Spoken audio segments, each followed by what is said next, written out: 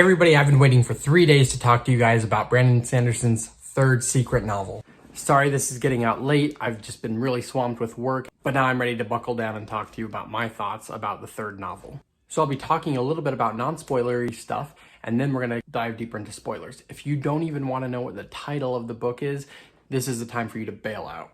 So without further ado, this book will be called Yuri and the Midnight Painter. That's an error on my part. Her name is Yumi, not Yuri. Please forgive me for calling her Yuri throughout the video. This is actually my favorite of the three secret projects. The title is Yumi and the Nightmare Painter. Now, this is really the first standalone book where Brandon Sanderson is introducing us to two protagonists who seem to have an equal amount of screen time. We're going to be going back and forth chapter to chapter from the viewpoints of two different characters. I don't know if he's going to maintain that through the whole novel, but so far it looks like that's what we're getting. The first character we see is kind of a loner, someone who doesn't interact much and have much of a social life. The second character is someone who has many people in her life, but she doesn't have much control over her life. One has a lot of control, but is a little bit aimless, and the second one has almost no control and is very rigid in what they have to do. After listening to Brandon Sanderson read this 3 times, I have to say that I feel for these characters. Neither one of them is happy. They both have dreams. They both see their futures and what that future could be like, but for different reasons, they just aren't able to grasp that future. And it's honestly really sad. I want both of them to be happy. They're both good people. They both sacrifice a lot of themselves for the good of others. I'm really interested to see where both of their stories go, especially considering the ending, how we see a little bit of a twist. I'm not going to get into what that twist is on this non-spoilery section, but know there will be a twist coming. As far as the worlds are concerned, it's really interesting because I don't think they're on the same planet. They could be on different cities. If one of you caught a detail in the book that gives it away, please let me know in the comments, but I think they're on different planets just from the drastically different world building that both of these characters have. In the way that these characters are both very opposite in their lifestyles, I would say that their worlds are just as opposite, and in a way their worlds kind of reflect who they are as individuals. And now on to the spoilers. So the first character we're introduced to is Nikoro, but he calls himself Painter in his mind and in his thoughts, so moving forward in this review, I will be calling him Painter. Now, Painter, he is a nightmare painter. His job is to keep the city safe from nightmares. Nightmares are these creatures that sneak into the city and they prey on the terror of young children who are having nightmares. They start out as these cloudy, foggy beings, but with each nightmare they prey upon, they grow more substantive until they become an all-out monster. Now, what a nightmare painter will do is they will find these nightmares and they'll start to paint a picture of that nightmare, but they'll paint the nightmare as what it could be. Because the nightmares start out as something similar to fog or cloud, the nightmare can imagine something different from the shapes. It's kind of like when you look in the cloud and you see all these shapes. You might see a dog or a duck in the sky. What the nightmare painter will do is then start to paint that duck or dog. For whatever reason, it will then trap that form into that new concept. However, once nightmares come into a city 10 or 12 times, they get more dangerous and it becomes more difficult to do. Now, Painter is a bit of a loner. He interacts with a couple of other painters in the story, and it's really a sad situation. He talks about how he has tried to make friends before, but it's never worked out well for him. I think a lot of us can relate to that. It's not always easy to be alone. The narrator of the novel is Hoy, by the way, but even he says some of Painter's misfortunes came from his own actions. But even so, it's still hard to not feel something for him and to feel sorry for him. The second character that we are introduced to is Yuri.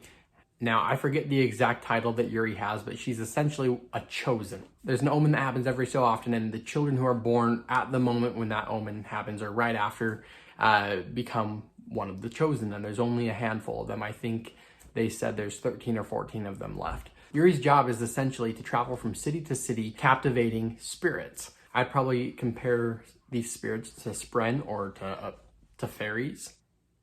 Now, Yuri's job is to attract as many spirits as possible and then convince them to become something other than what they are for the benefit of the people of the town. He can coax them into becoming a lantern or a saw or whatever the people may need.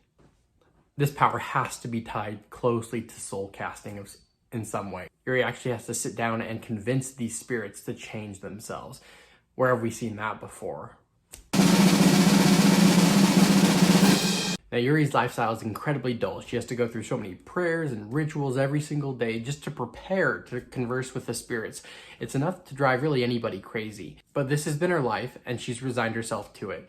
Her relationship with her mentor is honestly one that's a bit abusive. She's told that she should consider herself lucky to be in the position that she's at, to serve and to help other people. And every time that she longs or wants for something different or to try something different, even for a day, she is told that she is being selfish and that she should spend a whole day in prayer as opposed to going out to try to experience what it's like to be a real person.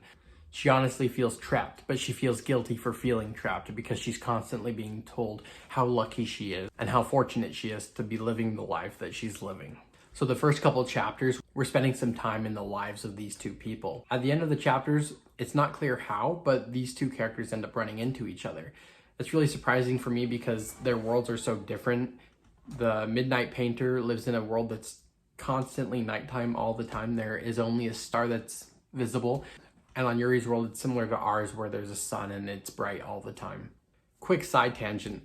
I had mentioned earlier about how I thought their worlds reflected their personalities. I really think a nighttime world for the painter is perfect because most people think of the nighttime as a time to be alone and to be with oneself, and he is very much a loner. And in a world where the sun is out, you're exposed. People can see you. It's harder to go unnoticed. And Yuri very much lives a life where she is on display for everyone to see. Now, Brandon Sanderson did say that his intention is for them to do a little bit of Freaky Friday, and they're going to switch places and have to each live the life of the other.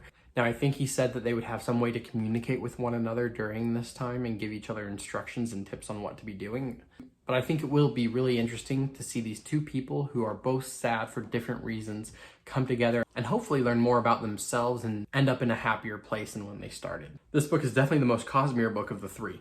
There are so many Cosmere references throughout this book, and that's because the narrator is Hoyt, and he continues to talk about Spren and about Aeons and about a number of different things. He even mentions a new shard who we have not heard of until this point. I think this book is going to be a great story, self-contained on its own, but if you're a big Cosmere fan, I think there will be a ton of Easter eggs that will help us learn more about the Cosmere. Thanks for sticking around and watching. I really appreciate all of you guys who take the time out of your day to watch. I really appreciate all of you guys. I have a lot more exciting content planned for you guys, so please consider hitting subscribe, and I'll see you next time.